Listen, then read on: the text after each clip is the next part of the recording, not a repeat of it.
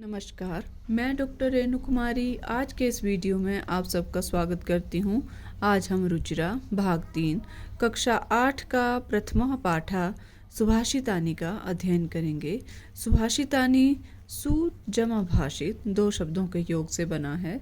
सु का अर्थ है सुंदर अथवा मधुर और भाषित का अर्थ है वचन। इस तरह सुभाषित का अर्थ है सुंदर अथवा मधुर वचन। प्रस्तुत पाठ में सूक्ति मंजरी, नीति शतकम, मनुस्मृति, शिशुपाल वधम, पंचतंत्रम से रोचक और विचारपरक श्लोकों को संग्रहित किया गया है। तो आइए इनका अध्ययन करते हैं। पहला श्लोक है, गुणा गुणज्ञेषु गुणा भवन्ति ते निर्गुणं प्राप्य भवन्ति दोषः सुस्वादुतोयः प्रभवन्ति नद्यः समुद्रम आसाद्य भवन्त्यपेयः। इसका अन्वय है, गुणाः गुणज्ञेषु गुणाः भवन्ति ते गुणाः निर्गुणं प्राप्य दोषा भवन्ति यथा नद्यः सुस्वादुतोयः प्रभवन्ति परं तः समुद्रम् आसाद्य अपेयः भवन्ति। अर्थात गुणः गुणज्ञेषु गुणः भवन्ति, गुणः गुण जब तक गुणज्ञेषु गुणः भवन्ति, गुण जब तक गुणी व्यक्ति के पास होते हैं तब तक ही कैसे होते हैं, गुणा भवन्ति, वह गुण होते हैं। परंतु ते मतलब कौन, गुण, गुणः निर्गुणम प्राप्य, गुणहीन व्यक्ति को, जब वे गुण निर्गुण व्यक्ति को या गुणहीन व्यक्ति को प्राप्त हो जाते हैं तो वे क्या बन जाते हैं, दोषा भवन्ति, तो वे दोष बन जाते हैं। यथा जैसे नद्यः सुस्वादुतोयः, कि जैसे स्वादिष्ट जल वाली नदियाँ होता है, नदियाँ, प्रभवन्ति बहती हुई, समुद्रम आसाद्य समुद्र से मिलते ही, अपेयः भवन्ति अपेय अर्थात ना पीने योग्य हो जाती हैं। जैसे समुद्र का पानी कैसा होता है, खारा नमकीन होता है, और जब वो समुद्र कैसे बनता है, बहुत सारी नदियों के मिलने से ही समुद्र बनता है। तो जब सारा नदियाँ जब तक अकेले बह रही होती हैं तो उनका पानी मीठा होता है।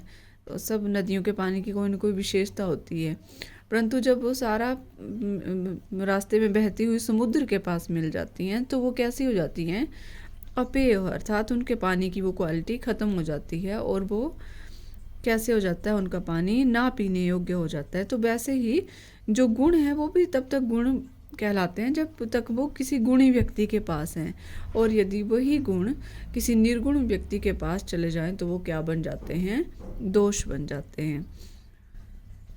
तो आइए अब हम दूसरा श्लोक पढ़ते हैं।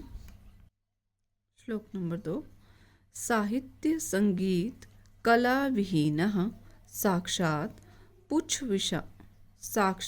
पशुः पुच्छ विषाणहीनः तृणं न खादन् अपि जीवमानः तद्भागधेयं परमं पशूनाम्। इसका अन्वय देखते हैं।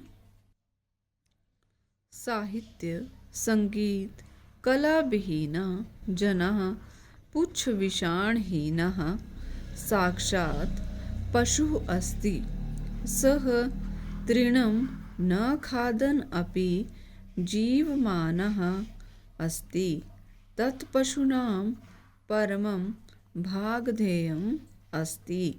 अर्थात साहित्य संगीत कला विहीना, किसी भी कला आदि से रहित, हर व्यक्ति में कोई न कोई कला या गुण होता है, कला आदि से रहित, जनः व्यक्ति, पुच्छ विषाणहीना, पुच्छ होता है पूंछ और विषाण होता है सींग, बिना पूंछ, हीना मतलब बिना पूंछ और सींग वाला, साक्षात पशु अस्ति, साक्षात पशु है।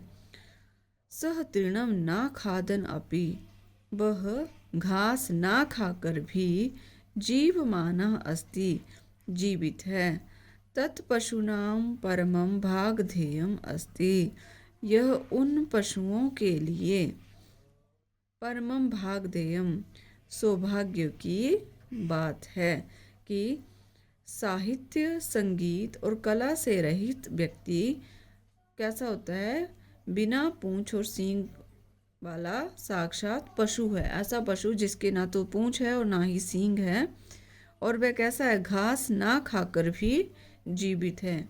यह उन पशुओं के लिए सौभाग्य की बात है। कहने का अभिप्राय यह है कि प्रत्येक व्यक्ति में कोई न कोई एक विशेषता अवश्य होनी चाहिए, उसे अपनी प्रतिभा को अवश्य निखारना चाहिए। श्लोक नंबर 3।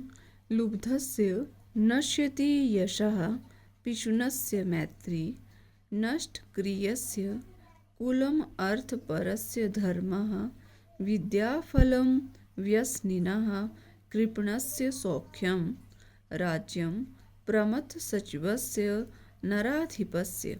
इसका अन्वय देखते हैं।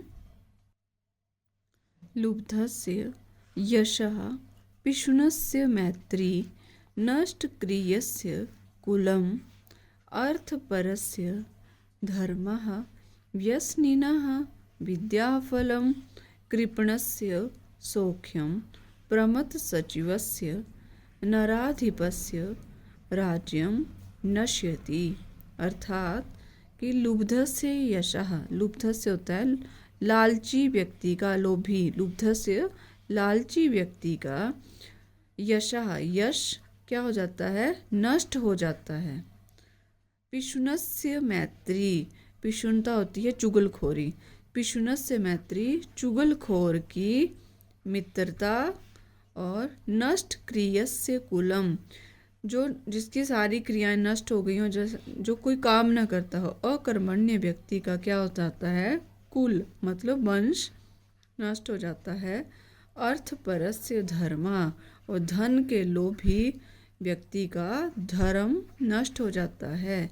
व्यसनिनः विद्याफलम, और बुरी लत वाले क्या व्यक्ति का क्या नष्ट हो जाती है, उसकी विद्या नष्ट हो जाती है। कृपणस्य सौख्यम, कृपण होता है कंजूस, कंजूस का सौख्यम सुख, और प्रमथ सचिवस्य आलसी मंत्रियों वाले राजा का, नराधिपस्य मतलब राजा का, राज्यम नश्यति, राज्य नष्ट हो जाता है। कि लालची व्यक्ति का यश नष्ट हो जाता है, वो लालच में कोई ना कोई ऐसी गलती कर देता है जो उसकी यश में क्या होता है, एक धब्बा लग जाता है। चुगलखोर की मित्रता, उससे कोई मित्रता नहीं करता है जो चुगली करता है। और अकर्मण्य, जो व्यक्ति कोई काम नहीं करता है तो उसकी क्या हो जाती है, वंश नष्ट हो जाता है। धन के लोभी व्यक्ति का धर्म, वो धन के लालच में कोई ना कोई धर्म संगत जो बात होती है उसको ठुकरा कर अधर्म पे चल पड़ते हैं, इस लालच में, धन के लालच में, तो उनका धर्म और बुरी लत वाले व्यक्ति की विद्या नष्ट हो जाती है। वो जब किसी को बुरी लत लग जाए, अगर छात्र समय में ही, तो वो व्यक्ति किसी न किसी नशे या किसी ऐसी हालत में उसकी अपने आप ही विद्या नष्ट हो जाती है। कंजूस का सुख, और आलसी मंत्रियों वाले राजा का राज्य नष्ट हो जाता है। तो इन सब बुराइयों से सभी को बचना चाहिए। श्लोक नंबर 4। पीत्वा रसम तु कटुकम मधुरम समानम माधुर्यम एव जनयेन मधुमक्षिकासौ संत तथैव समसज्जन दुर्जनानां श्रुत्वा वचः मधुर सूक्त रसम सृजन्ति। इसका अन्वय देखते हैं। असौ मधुमक्षिका तु कटुकं मधुरं वा रसं समानं पीत्वा माधुर्यम् एव जनयेत् तथैव सन्तः समसज्जन दुर्जनानां वचः श्रुत्वा मधुर सूक्त रसम सृजन्ति।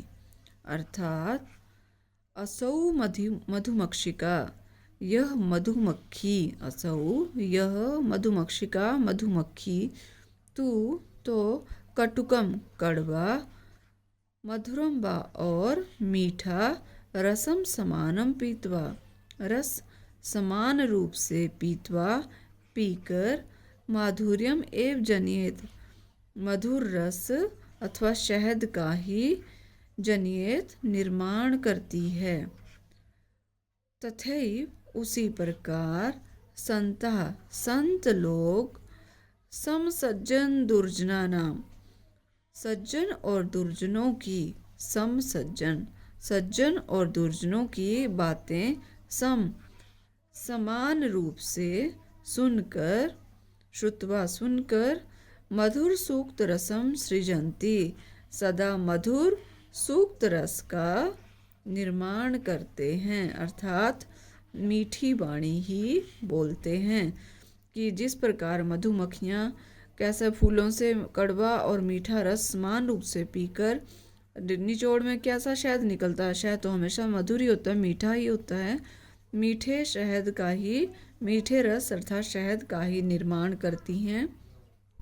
उसी प्रकार संत लोग जो होते हैं वो सज्जन अच्छे लोगों की और दुर्जन बुरे लोगों की बातों को समान रूप से सुनकर उनको सदा मधुर सूक्त रस में मधुर रस का ही निर्माण करते हैं या मीठी वाणी ही बोलते हैं। वो कभी भी किसी से गुस्से से या अपशब्द नहीं कहते हैं, तो वो सदा मीठी वाणी ही बोलते हैं। श्लोक नंबर 5। विहाय पौरुषम यो हि दैवम एव अवलंबते प्रासाद सिंहवत तस्य मूर्धनि तिष्ठन्ति वायसः। इसका अन्वय देखते हैं।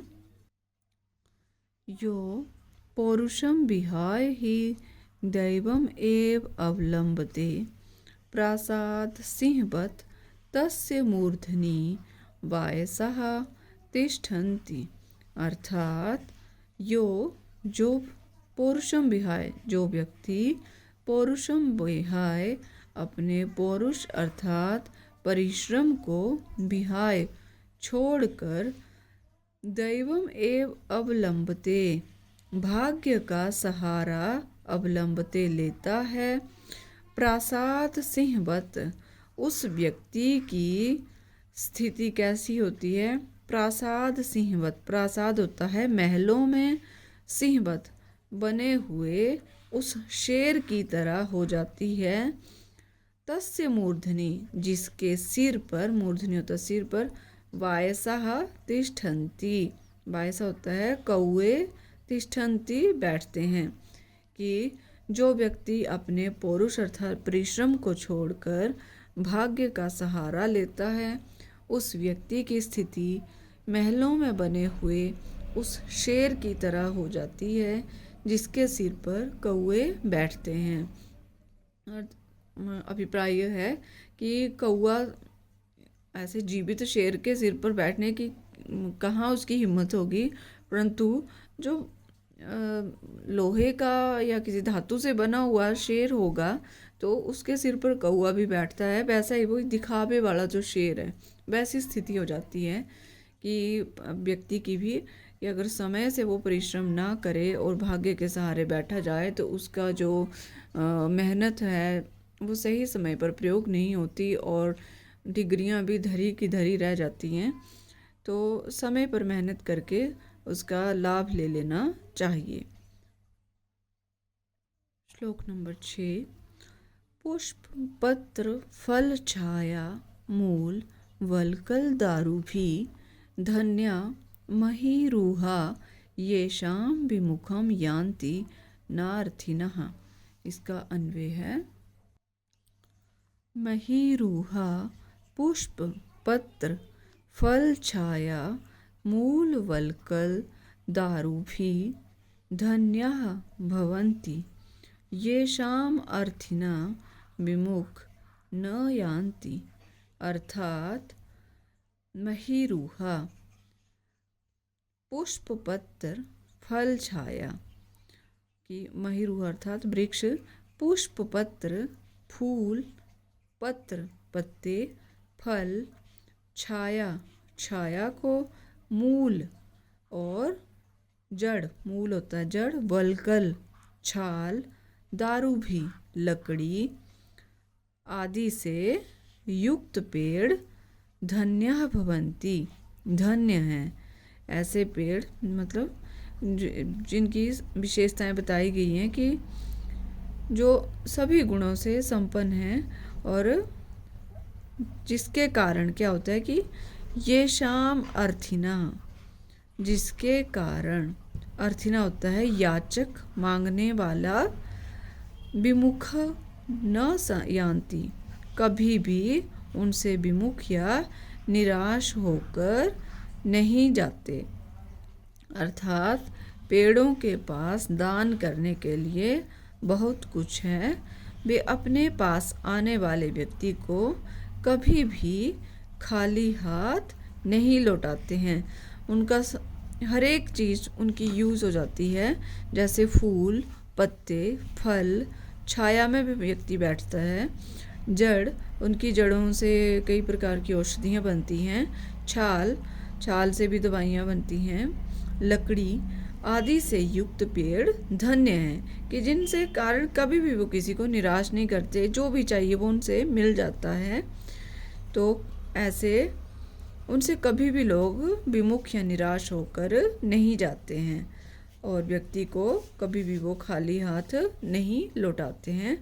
तो इसी तरह से इन विशेषताओं का सभी को अनुसरण करना चाहिए।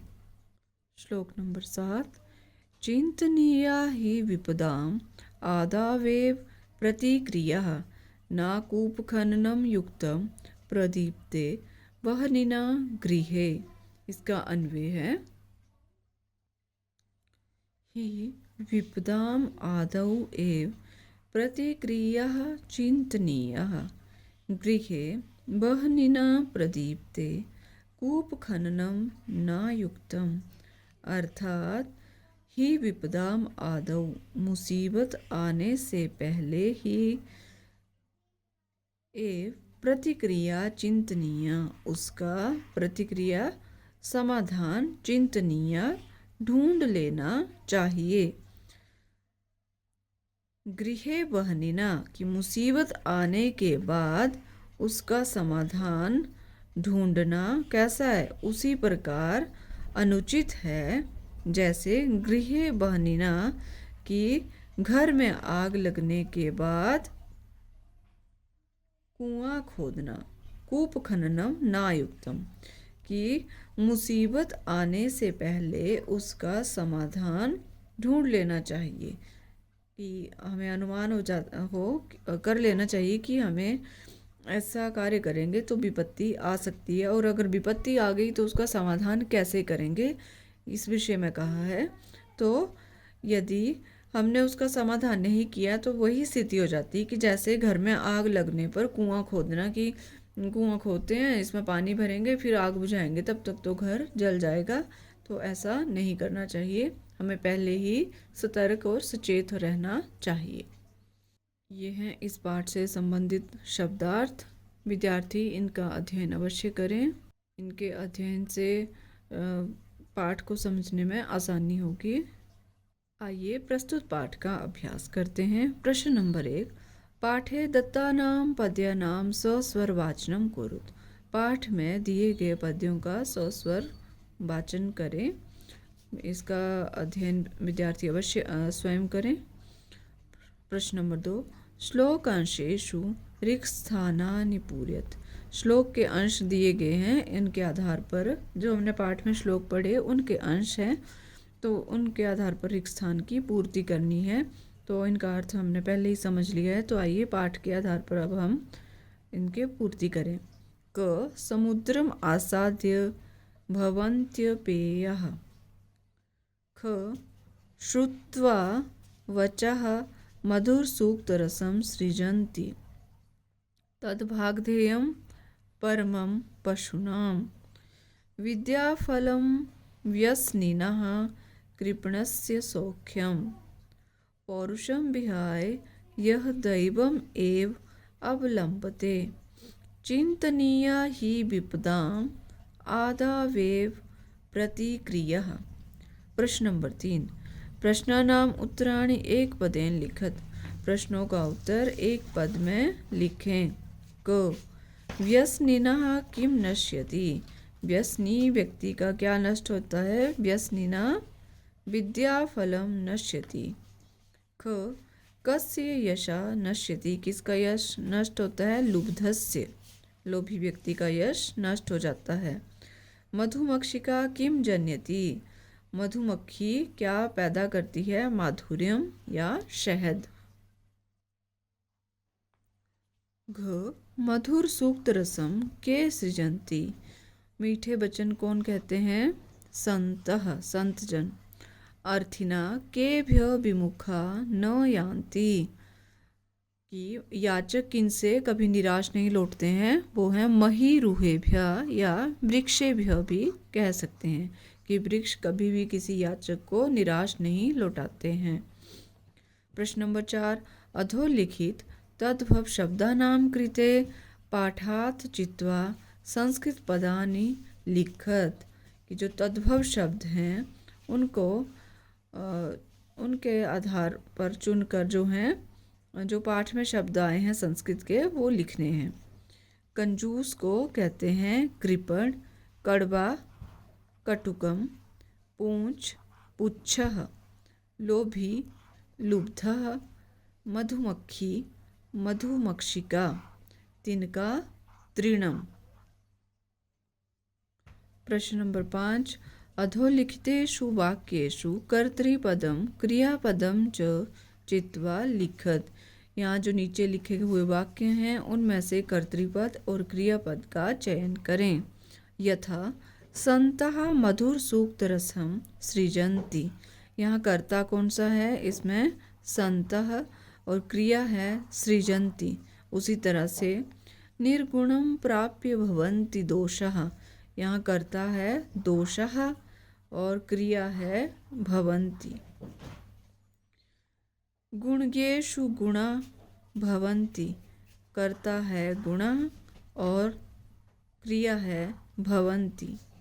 मधुमक्षिका माधुर्यम जनयेत। इसमें कर्ता है मधुमक्षिका और क्रिया है जनयेत। पिशुनस्य मैत्री यशः नाश्यति। यहाँ कर्ता है मैत्री और क्रिया है नाश्यति। अंग नद्यः समुद्रम आसाद्य अपेयः भवन्ति।